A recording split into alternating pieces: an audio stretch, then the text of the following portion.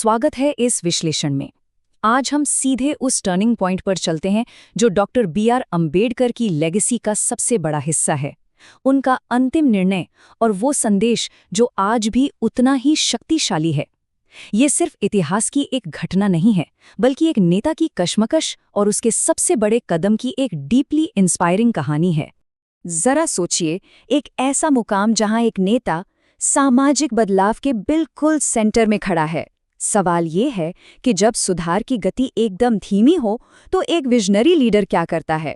इंतजार करना कोई ऑप्शन नहीं होता। एक बड़े नेता को नया रास्ता खुद बनाना पड़ता है, खासकर तब जब मुद्दा करोड़ों लोगों की शान और उनके अधिकारों का हो। तो चलिए अपने पहले हिस्से से शुरुआत करते हैं, धार्मिक सुधार की गति। तो चलिए इसमें थोड़ा गहराई से उतरते हैं। एक तरफ थी सामाजिक समानता की तुरंत आवश्यकता, एकदम अर्जेंट नीड, और दूसरी तरफ बाबा साहेब को अपने जीवन के आखिरी सालों में ये स्ट्रांगली महसूस होने लगा था कि हिंदू धर्म के अंदर सुधार बहुत धीरे हो रहा है। ये बहुत धीरे वाले शब्द ना यहाँ सबसे बड़ा फैक्टर हैं।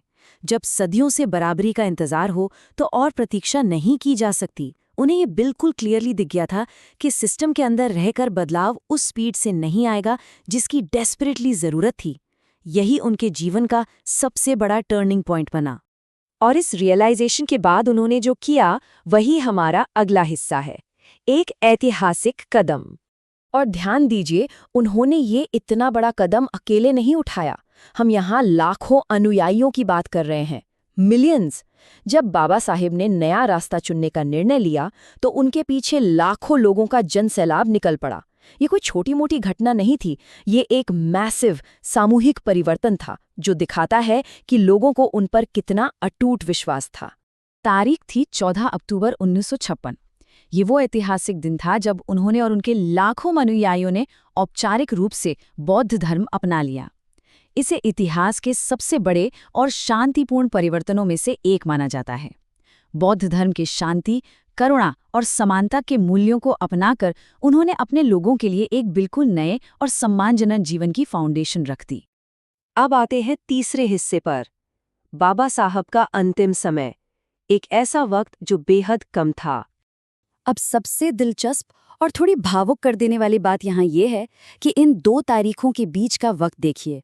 14 अक्टूबर 1956 को बौद्ध धर्म अपनाना और 6 दिसंबर 1956 को उनका निधन।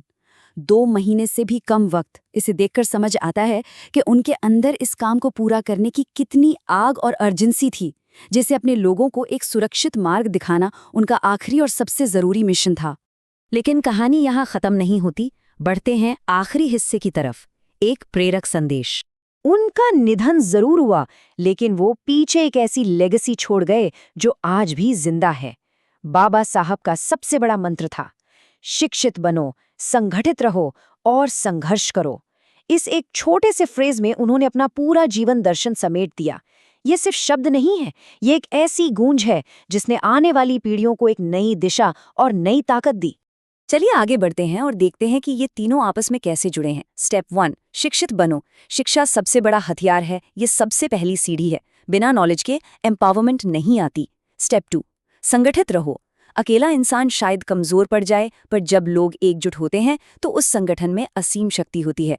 और फाइनली स्टेप 3, संघर्ष करो। जब समझ आ जाए और लोग एकजुट हों, तभी अन्याय के खिलाफ सही मायने में स्ट्रगल किया जा सकता है। ये तीनों पिलर्स एब्सोल्यूटली क्रूशल हैं।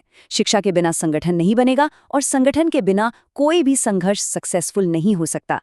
तो बॉटम लाइन ये है कि ये कोई साधारण क्लोजिंग स्टेटमेंट नहीं था, ये एक क्लियर मैंडेट था, भविष्य के लिए एक आदेश। इस दुनिया से विदा लेने से ठीक पहले उन्होंने इस स्ट्रगल का एक एग्जैक्ट ब्लूप्रिंट अपने फॉलोअर्स के हाथों में थमा दिया था, ताकि बराबरी की ये लड़ाई कभी रुके नहीं। और इसीलिए इस विश्लेषण को खत्म करते हुए एक सवाल जरूर उठता है, आज के इस वक्त में ये 3 स्तंभ, शिक्षित बनो, संगठित रहो और संघर्ष करो, समानता की इस यात्रा को किस तरह गाइड कर रहे हैं? आज के चैलेंजेस के बीच इन शब्दों को अपनी जिंदगी में उतारना कितना जरूरी है? इस बारे में जरूर सोचिएगा, क्योंकि शब्दों को पढ़ना एक बात है, पर उन्हें जीना ही असली रेवोल्यूशन है।